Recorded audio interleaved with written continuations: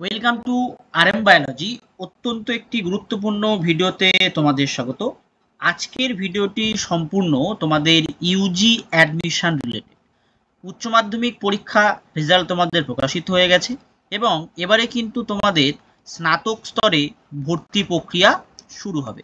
তার মধ্যে একটি কলেজের কিন্তু ভর্তি প্রক্রিয়া শুরু হয়ে গেছে। তোমরা প্রত্যেকেই জানো এখন তোমাদের এনইপি মডেল আমাদের ওয়েস্ট বেঙ্গলে চালু আছে, যেটা ডাব্লিউবি ক্যাপের মাধ্যমে ভর্তি চলে অন্যান্য কলেজগুলোতে, কিন্তু যেগুলো অটোনোমাস কলেজ হয় সেগুলোতে কিন্তু তারা ইন্ডিভিজুয়ালি ভর্তি নিতে পারে। তার মধ্যে রামকৃষ্ণ মিশন রেসিডেন্সিয়াল কলেজ অত্যন্ত নামকরা একটা কলেজ, রামকৃষ্ণ মিশনের আন্ডারে।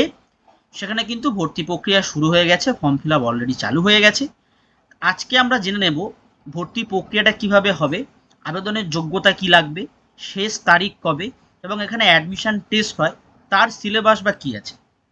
তো সমস্ত তথ্য তোমরা একটা ভিডিওতে পেয়ে যাবে, তাই অবশ্যই করে কিন্তু ভিডিওটা শেষ পর্যন্ত দেখো। তো চলো শুরু করা যাক।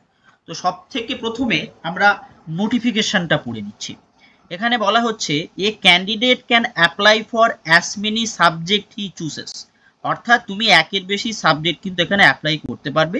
Student who past HS or equivalent examination before 2024 can not apply, অর্থাৎ এই পার্টিকুলার যে কলেজটা আছে সেখানে কিন্তু 2024 এবং 2025 এই দুটো বছর যারা পাস করেছে তারাই একমাত্র এলিজিবেল। 2024-এর আগে যারা পাস করে তারা কিন্তু এলিজিবেল নয়। এবং অ্যাপ্লিকেশান যে ফিসটা সেটা কিন্তু 500 টাকা, অ্যাপ্লিকেশান ফিসটা 500 টাকা।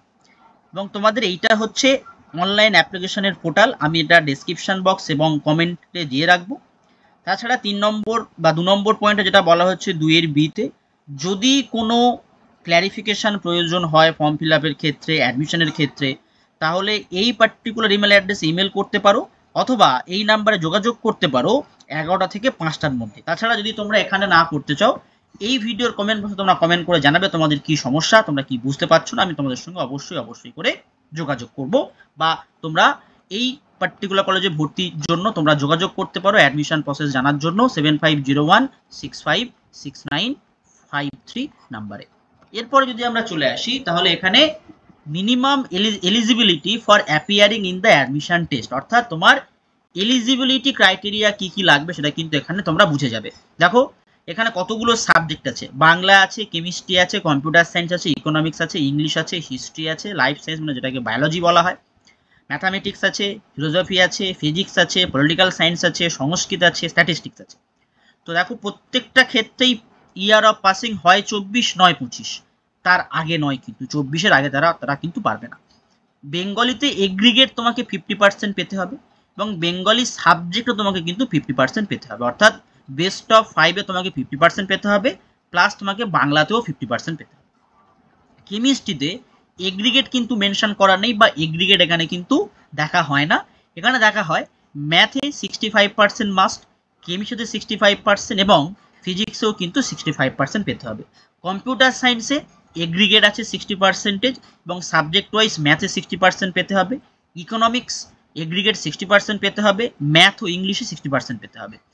ইংলিশে এগ্রিগেট তোমাকে 70% থাকতে হবে, প্লাস ইংলিশে 75% পেতে হবে। হিস্ট্রিতে 60% থাকতে হবে, সাবজেক্টিভ কোনো ব্যাপার কিন্তু এখানে নেই, সাবজেক্টিভ কোনো ক্রাইটেরিয়া নেই। লাইফ সায়েন্সে তোমার থাকতে হচ্ছে 60% এবং ক্রাইটেরিয়া হবে একটা ক্রাইটেরিয়া, সাবজেক্টিভ ক্রাইটেরিয়া কিন্তু কেমিস্ট্রিতেও 60% থাকতে হবে। ম্যাথামেটিক্সে 65% এগ্রিগেট এবং ম্যাথে থাকতে হবে 70%। ফিলোসফিতে 50% এগ্রিগেট, সাবজেক্টিভ কোনো এগ্রিগেট বা সাবজেক্টিভ কোনো ক্রাইটেরিয়া নেই। ফিজিক্সে 70% এগ্রিগেট, সাথে ম্যাথ এবং ফিজিক্সে 75 ইচ। পলিটিক্যাল সায়েন্সে এবং সংস্কৃততে কোনো সাবজেক্টিভ ক্রাইটেরিয়া নেই, কিন্তু এগ্রিগেট আছে তোমার যথাক্রমে 60 এবং 50%। স্ট্যাটিস্টিক্সের ক্ষেত্রে 75% এগ্রিগেট থাকতে হবে এবং ম্যাথে থাকতে হবে 80%। এই তোমার এলিজিবিলিটি ক্রাইটেরিয়া।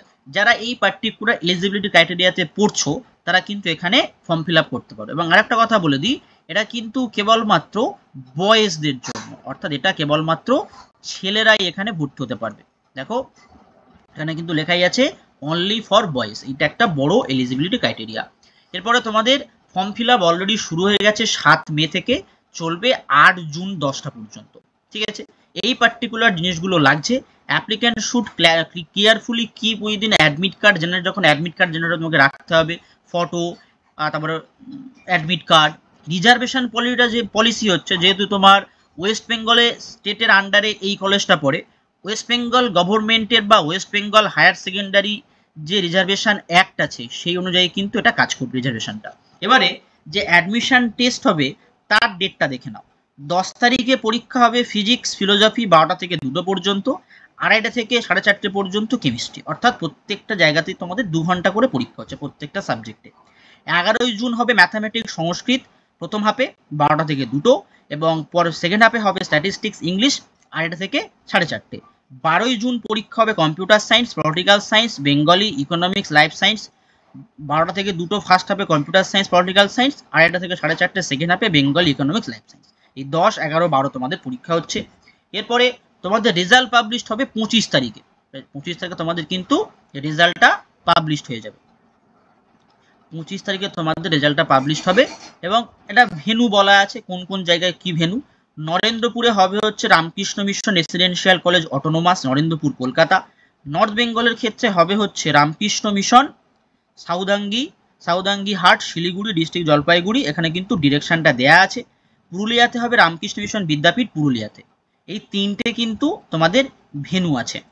এরপরে অ্যাডমিশন টেস্টে তোমরা যে সাবজেক্টে অ্যাডমিশন টেস্ট দেবে বা ভর্তি হতে চাইছো তার সিলেবাসটা হবে কিন্তু 11 এবং 12 এর সিলেবাস হবে। 11 এবং 12 এর সিলেবাস হবে। দেখো, বাংলার জন্য অবশ্যই তোমাকে বাংলা পরীক্ষায় দিতে হবে, কেমিস্ট্রির জন্য কেমিস্ট্রি দিতে হবে, কম্পিউটার সায়েন্সের জন্য ফিজিক্স প্লাস ম্যাথামেটিক্স, ইকোনমিক্সে ম্যাথামেটিক্স এবং ইংলিশের জন্য কেবলমাত্র ইংলিশ, হিস্ট্রিতে হচ্ছে English, current affair, general knowledge and হিস্ট্রিটা অপশনাল, লাইফ সায়েন্সে কেবলমাত্র আমাকে দিতে হচ্ছে বায়োলজি, ম্যাথামেটিক্সে হচ্ছে ম্যাথামেটিক্স, ফিলোসফিতে হচ্ছে ইংলিশ, জেনারেল নলেজ, ফিলোসফি, ফিজিক্সের জন্য ফিজিক্স, পলিটিক্যাল সায়েন্সের জন্য English, current affairs, general knowledge, political science, সংস্কৃতে দিতে হচ্ছে general knowledge, of Sanskrit literature and Sanskrit, স্ট্যাটিস্টিক্সের জন্য পরীক্ষা দিতে হবে কিন্তু ম্যাথামেটিক্স। তো এই তোমাদের সাবজেক্ট সিলেবাস আর একবার বলে দিচ্ছি, 11-12 এর কিন্তু সিলেবাস।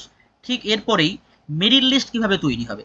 মেরিট লিস্ট কিভাবে তৈরি হবে দেখো, list of provisional selection will be prepared on the basis of the marks obtained in the admission test or viva except for mathematics for of their respective subject only। অর্থাৎ তোমার subject কি কি দেখো, all except mathematics and Sanskrit marks obtained in the admission test, মানে mathematics আর সংস্কৃত বাদে বাকি যে সমস্ত সাবজেক্টগুলো আছে তার মেরিট লিস্ট ক্রিয়েট করা হবে বা মেরিট লিস্ট তৈরি করা হবে। তুমি অ্যাডমিশন টেস্টে কত মার্কস পেয়েছো তার উপর ডিপেন্ড করবে। সংস্কৃতের ক্ষেত্রে ডিপেন্ড করবে তুমি ভাইভাতে কত নাম্বার পাচ্ছ সেটা। ম্যাথের ক্ষেত্রে একটা ক্যালকুলেশন আছে। কি ক্যালকুলেশন আছে, তুমি অ্যাডমিশন টেস্টে যে 50 নাম্বারের পরীক্ষা দেবে, marks obtain in the admission test out of 50 will be converted to marks out of 200, অর্থাৎ 50-এ তুমি যা পাবে সেটা 200-তে তোমাকে কনভার্ট করা হবে, মানে percentage wise. Marks obtained in HS mathematics, marks obtained in HS English, total 400-র মধ্যে তোমাকে কিন্তু ক্যালকুলেশন করা হবে ম্যাথের ক্ষেত্রে। ঠিক আছে, এই হচ্ছে তোমাদের ক্রাইটেরিয়া। এই ভিডিওটা আজকের এই পর্যন্ত।